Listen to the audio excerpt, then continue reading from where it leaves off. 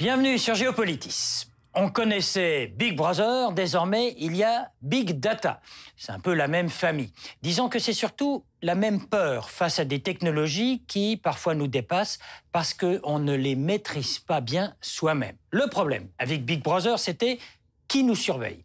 L'inquiétude avec Big Data, c'est qui utilise nos données personnelles et pourquoi. De tout cela, il sera question à Davos lors du prochain Forum économique mondial dont le thème 2015 est le nouveau contexte global. Alors c'est quoi Big Data, en anglais grande donnée? Eh bien, cela consiste à rassembler à partir de tout ce qui circule dans le monde numérique un maximum d'informations, ensuite à les traiter, puis c'est le but, à croiser ces informations pour en tirer des conclusions, des analyses qui sont d'autant plus pertinentes qu'elles sont le fruit d'un maximum de sources.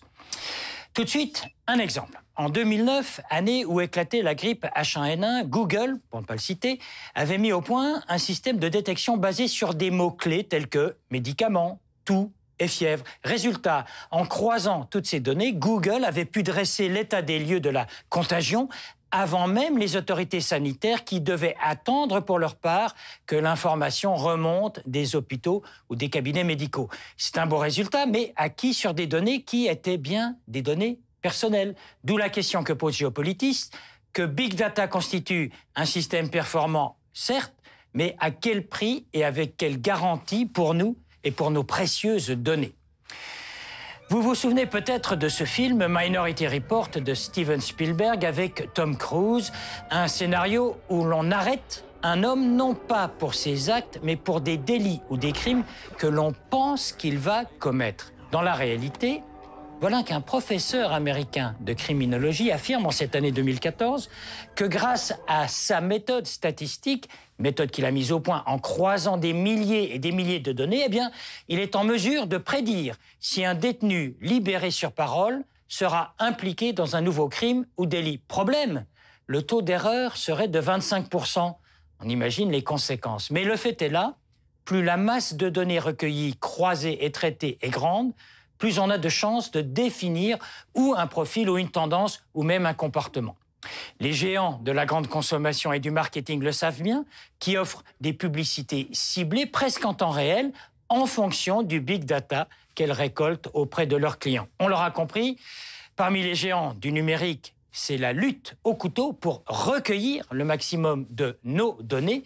Voici par exemple des images du tout premier centre de traitement de données de Facebook en dehors du sol américain. C'est en Suède, dans la bourgade de Luleå, non loin du cercle polaire. C'est là que Facebook a installé ses serveurs informatiques géants dans une région où la température moyenne est de 2 degrés, ce qui facilite le refroidissement des ordinateurs. C'est dans de tels endroits que se stockent toutes les données. Le contrôle de ces données, c'est le nerf de la guerre du big data.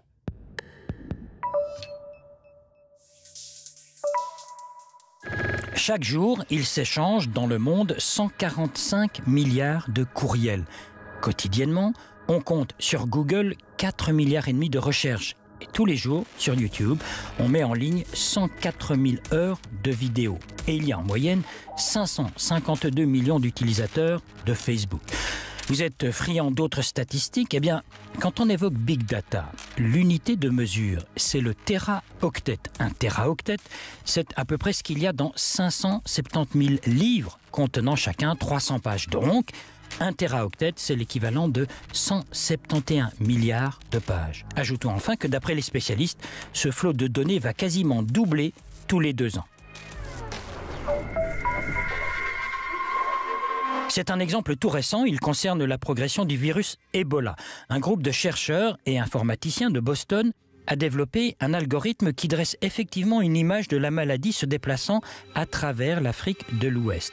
9 jours avant qu'Ebola soit déclaré à un stade épidémique en Guinée, le groupe avait déterminé, à partir de tout ce qui circule sur Internet, que ce pays allait être touché. Les compagnies d'assurance, elles aussi, ont recours au big data pour développer des modèles de prédiction sur l'anticipation de certaines maladies ou sur la gestion des coûts de santé. Voilà donc qu'émerge un nouveau concept, celui de cybersanté, source de bien des débats. Moins de débats, en revanche, à New York, lorsque les services municipaux engrangent toutes sortes de données et déterminent, par exemple, quels sont les immeubles présentant des risques d'incendie. Et voici que la Suisse convertit ses abris militaires en coffres-forts. Pas d'argent, de bijoux ou de lingots d'or dans ces gigantesques grottes et cavernes, mais des serveurs par milliers. Ces machines hébergent et actualisent en permanence les données numériques de toute personne ou toute entité qui souhaite par exemple garder un double de ses informations par peur d'une panne informatique, d'un tremblement de terre ou d'une attaque commise par un hacker ou un groupe terroriste. C'est ainsi qu'une société privée a récupéré l'ancien quartier général souterrain de l'armée suisse, un bunker de 15 000 mètres carrés situé à 200 mètres à l'intérieur de la montagne de granit, proche d'un village au cœur du pays. Le tout se trouve à 1000 mètres sous la cime de la montagne, protégé par des portes antinucléaires. Depuis l'affaire Snowden et le scandale de la NSA, les clients se pressent au portillon, enfin devant les portes en acier de 4 tonnes chacune.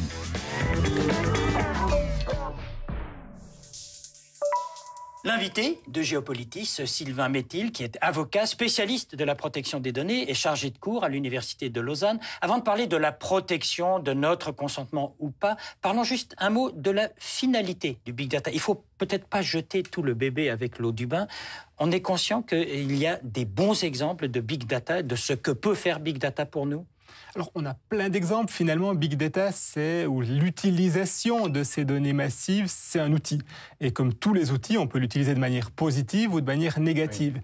L'électricité, ça a des risques, mais on n'a pas interdit l'électricité pour autant. On a mis un disjoncteur, on a mis une gaine isolante. Et quelque part, avec les Big Data, il faut prévoir aussi un disjoncteur sur des usages qu'on ne doit pas faire, prévoir un isolant, certaines données qu'on peut utiliser pour un but, mais pas pour un autre. Donc la mauvaise idée, ce serait de dire on interdit Big Data, on se priverait nous-mêmes d'un bon outil. Tout à fait. On peut imaginer un exemple tout à fait innocent, c'est l'entretien de certaines installations éoliennes où on capte des données sur les éoliennes couplées à d'autres éoliennes, couplées à des données de vent et de marée qui permettent de savoir quand l'éolienne ne va pas fonctionner pour permettre de faire de la maintenance à ce moment-là plutôt qu'à un moment où elle aurait fonctionné. Et là, on voit assez peu d'atteintes à une personne qui nous dirait non, pas de Big Data dans ce cas-là. Parce que là, les données ne seraient pas prises à quelqu'un, à une personne privée sans son consentement. Voilà, ça, on le comprend bien. Exact, et on n'a pas du tout de données personnelles dans ce cas-là. Alors, qu'est-ce que je fais, moi, pour être sûr qu'on ne me pille pas toutes mes données personnelles dans mon smartphone? Je veux dire, où on en est d'abord? Est-ce qu'on est au courant lorsque un organisme ou un autre nous prend nos données? On ne le sait pas. Voilà. Alors c'est là une des grandes difficultés, une des tensions ou la principale tension en matière de protection des données, c'est que normalement, la protection des données veut qu'on vous informe sur l'usage qui est fait de vos données. Selon les systèmes, selon les pays, selon le type de données, vous allez consentir ou pouvoir vous opposer à ce traitement dans un but précis. Mais alors ça, c'est les fameuses 3 ou 4 pages qu'on ne lit pas, on ne les lit pas, on met « nous acceptons ». Voilà. C'est ça notre erreur, c'est notre erreur ça. Alors probablement que c'est notre erreur, mais on admet aussi que les pages que vous ne lisez pas, elles ne seront valables que dans le cas où elles contiennent ce à quoi vous pouviez vous attendre. Donc vous faites une carte client dans un magasin, on peut s'attendre à ce que les données soient utilisées par le magasin dans le but de marketing. Donc dans ce cas-là, c'est plus ou moins admis que c'est bon si vous n'avez pas signé. Sinon, ça sera abusif. Si on va les vendre pour faire du profilage politique, votre accord, même si vous l'aviez fait en le lisant, ne serait pas valable. Donc vous, avocat, vous plaidez pour des gens qui ont signé et qui se sont fait piéger? Alors ça arrive. Ouais. Ça arrive et souvent les entreprises ou les entreprises qui sont éthiques ont conscience des limites de ce qu'elles peuvent mettre ou pas mettre. Mais ça arrive des fois d'avoir des clauses abusives comme dans les contrats d'assurance qui n'ont pas de valeur. Donc le pire pour nous, c'est d'avoir donné notre consentement sans être vraiment averti et des conséquences. Alors oui, probablement, parce qu'en plus, on ne se rend pas compte de ce qui se passe. Donc au-delà de l'autorisation juridique, on n'a pas conscience de ce qui peut se passer et on n'a pas conscience des conséquences que ça peut avoir. Et tout à coup, on va me refuser un crédit, par exemple.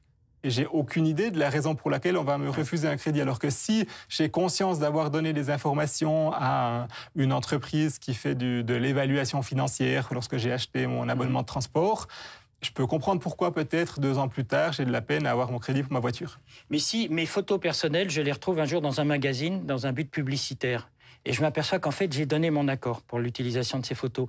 J'ai des moyens légaux de lutter contre ça, de les faire retirer, ces photos? Alors oui, parce que là, on a plusieurs protections. On aura une protection sous l'angle du droit d'auteur, par exemple. Il faudra savoir si le droit d'auteur que j'ai sur cette photo, il a été cédé valablement et dans quelles conditions, par exemple. Et il Facebook ne s'assure pas que les gens ont déjà signé pour donner cette autorisation? Vous donnez à Facebook, par exemple, votre accord pour utiliser les données dans le cadre de Facebook et vous pouvez le retirer à tout moment.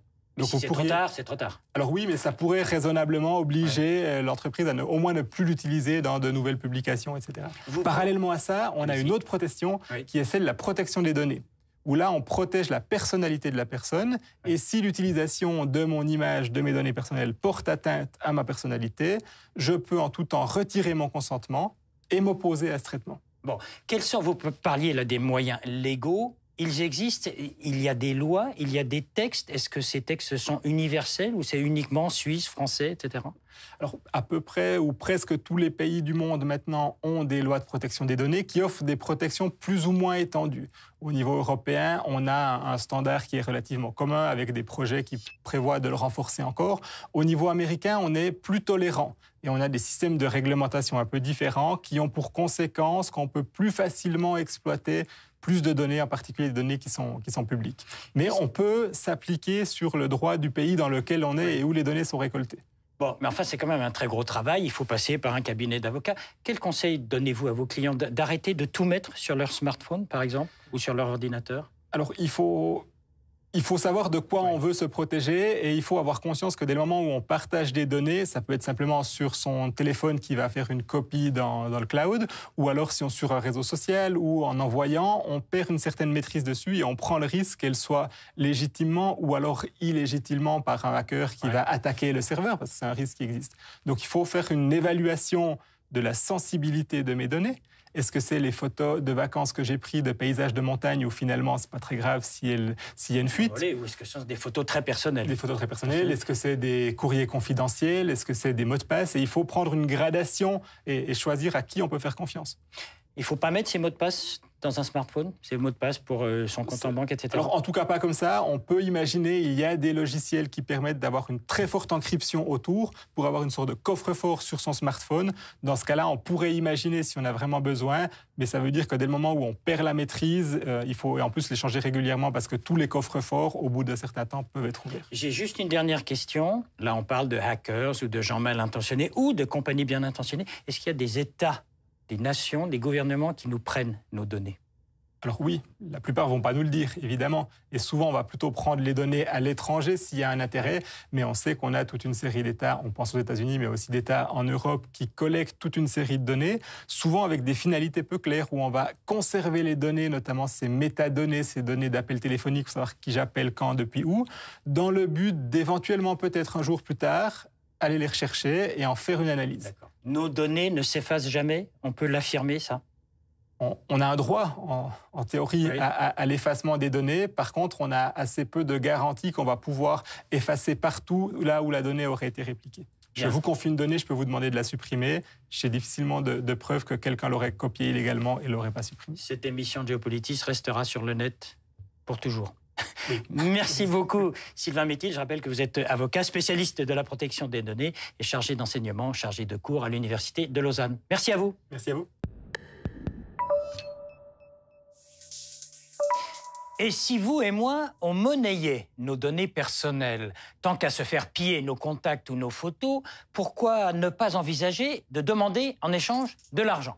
Un tout dernier sondage effectué au mois d'août de cette année, en France en tout cas, montrait que, on s'en serait douté, 84% des internautes se déclaraient inquiets de l'usage que l'on pouvait faire de leurs données. Mais, et ça c'est nouveau, 45% de ces personnes interrogées disaient accepter que l'on utilise ces données si, je cite, il y avait une contrepartie financière. Voilà qui change la donne dans la mesure où, oui, c'est une estimation, les données de l'ensemble des citoyens des 28 pays de l'Union européenne vaudraient quelques 1000 milliards d'euros, d'après une étude du très sérieux Boston Consulting Group. Bien loin de ces milliards, l'internaute moyen pourrait donc empocher quelques dizaines d'euros par mois. Même modeste, c'est là une monétisation de ce service que de toute façon, vous et moi, rendons aux spécialistes collecteurs de Big Data. Une autre estimation prend ici toute sa valeur. Il paraît que rien qu'en vendant l'analyse tirée des mots tapés par les internautes dans son moteur de recherche, Google gagnerait quelques 50 milliards de dollars par an. Et sur la page web de Géopolitis, préparée par David Nicole, vos commentaires sur ce thème du Big Data, à votre disposition des séquences vidéo, de l'infographie, les sites Internet les plus pointus, notre page Vue du passé, les possibilités de podcaster cette émission de la RTS. Et vous êtes toujours les bienvenus sur Géopolitis.